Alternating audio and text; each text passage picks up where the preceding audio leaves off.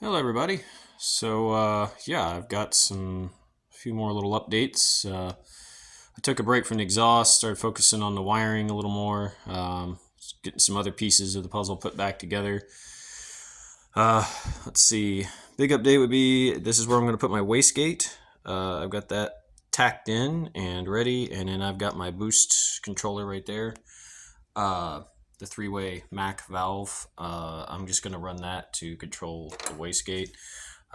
Read watched another video a guy did where he was able to just use the manifold pressure and run that simple little solenoid to control the boost. Worked pretty well for him, so I'm going to try it too.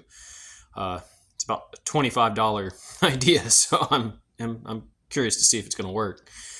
Other than that, this is where I'm going to end up going with my Volvo overflow reservoir. Got that sitting there, and then see, not too much else going on out here. I'm getting ready to finish up the wiring in here, and then I'll do a pretty good walkthrough what all those connectors are and how I tied into everything. Other than that, the Terminator X unit is just hanging out in here. Got all my wiring. I was able to get all the relays and fuses and connectors and all that through the hole where the e-box fan used to be. Just had to make it bigger, and so that's all there. Also, I got the gas pedal done, so that's another victory. That was fun to make.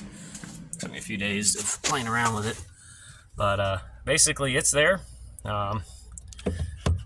It works. It's just a mixture of brackets I found in a box, so kind of hard to see, but I just rigged all that up. It's a lot of riv nuts in the firewall, and then it's held in place. It's really steady, not going anywhere. I wish it were a little higher because I feel like my foot's hitting like the part here and not the full pedal, but you really can't go any higher. Let me get the light out this way to give you an idea why. Right above it, you've got your HVAC in the way. There's just no way to go up with that one. So if you are doing this, you might want to consider like a different pedal design, or I have heard that you can keep the stock drive-by-wire pedal in these and it can be used. The reason I didn't go that route and why I'm trying to do this is because this pedal is certified to work with the Terminator X by Holley. I just don't want to be far away from home and then this thing go into limp home mode because some parameter wasn't right or something. So that's kind of where I'm kind of splitting the difference here of, form and function and all that. Other than that, we have, let's see, got the intercooler out, the old one. So I'll show you what I ended up making.